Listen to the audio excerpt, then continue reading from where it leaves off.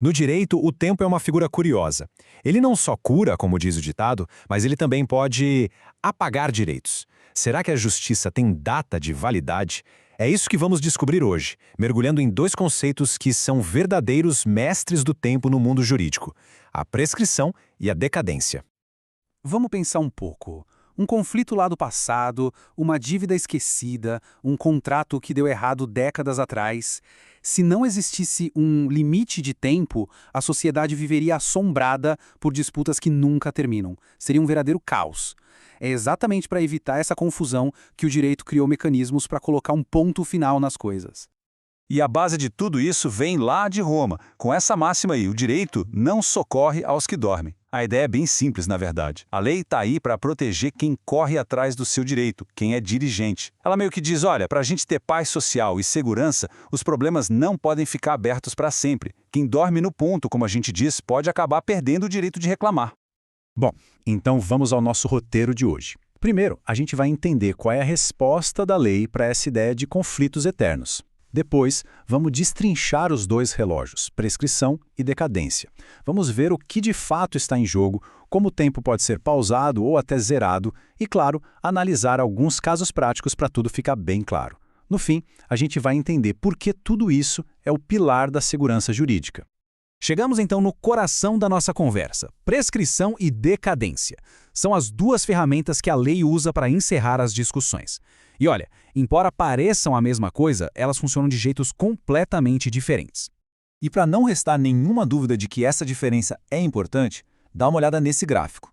Numa análise de provas de concursos da área jurídica, prescrição foi tema de quase 66% das questões sobre o assunto. Decadência, mais de 34%. Ou seja, entender isso aqui não é só teoria não, é uma necessidade super prática para quem trabalha com direito. Então, a diferença fundamental é essa aqui, ó.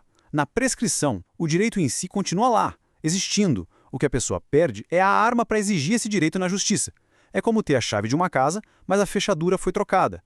A chave existe, mas não serve para mais nada. Já na decadência, o buraco é mais embaixo. O próprio direito some. Ele deixa de existir. Aí não tem mais chave, não tem mais casa, não tem mais nada. Certo, mas como a gente sabe qual dos dois relógios está correndo em cada caso? A resposta está na natureza do direito. A lei separa os direitos em duas grandes categorias, e entender essa divisão é o segredo de tudo.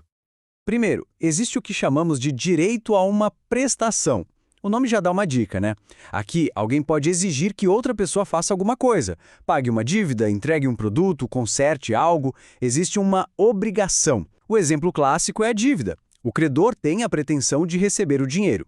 Para esses direitos, o relógio que corre é o da prescrição. Do outro lado da moeda está o direito potestativo. Esse aqui é diferente. É um poder que a pessoa tem de mudar uma realidade jurídica por conta própria, sem depender da vontade do outro. Não se exige nada de ninguém, só se exerce um poder. Pensa na anulação de um casamento, por exemplo. A pessoa não exige uma ação, ela muda o próprio estado civil. Para esses direitos, o relógio que corre é o da decadência.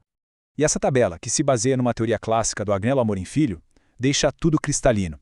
Se o direito é de exigir uma prestação, a ação na justiça vai buscar condenar alguém a fazer algo. E aí, o prazo é de prescrição. Agora, se o direito é potestativo, a ação busca constituir, criar uma nova situação. E nesse caso, o prazo é decadencial. É uma ligação direta. O tipo de direito define a ação, que por sua vez define qual relógio está correndo. Simples assim.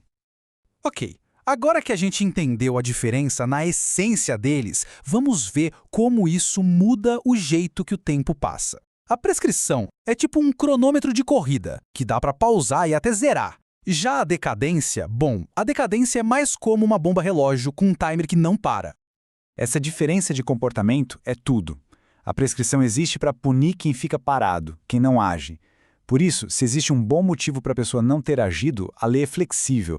Ela permite suspender o prazo, ou seja, pausar o relógio, ou até interromper, que é zerar a contagem. Já a decadência não quer saber de inércia.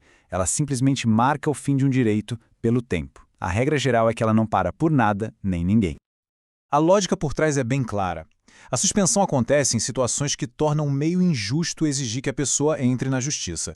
Por exemplo, um credor que se casa com a devedora. Seria estranho forçar um processo aí, né? Então o relógio para e volta a contar depois.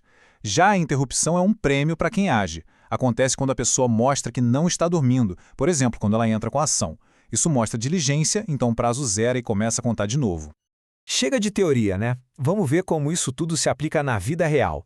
Analisar uns casos concretos é a melhor forma de fazer esses conceitos grudarem na cabeça.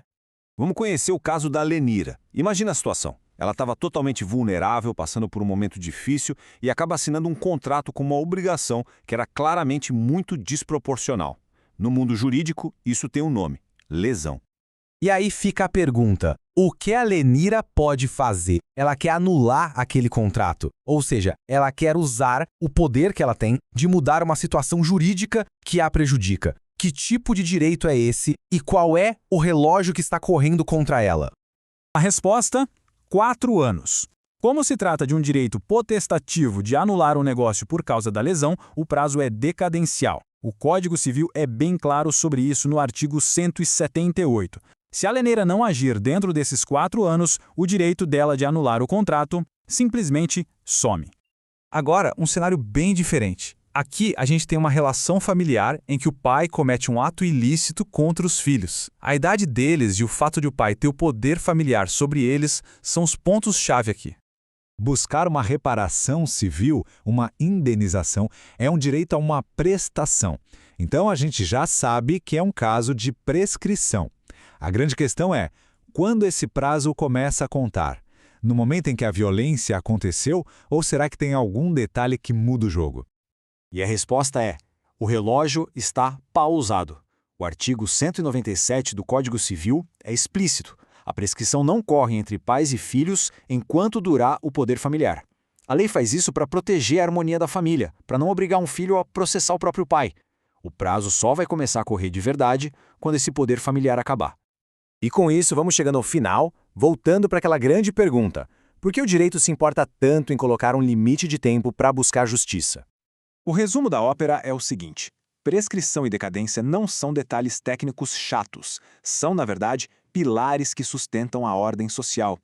Eles garantem que as relações se estabilizem, que feridas antigas não possam ser reabertas a qualquer momento e que a sociedade consiga olhar para frente, construindo o futuro em um terreno de certezas e não de conflitos eternos. Fica aqui então uma reflexão final. Imagina um mundo sem esses prazos. Um mundo onde qualquer briga, não importa o quão antiga, pudesse ser trazida de volta a qualquer momento. Seria um mundo de justiça total ou de uma incerteza que nos paralisaria? No fim das contas, é o equilíbrio entre o direito de cada um e a necessidade de estabilidade de todos que torna esses relógios da lei tão importantes.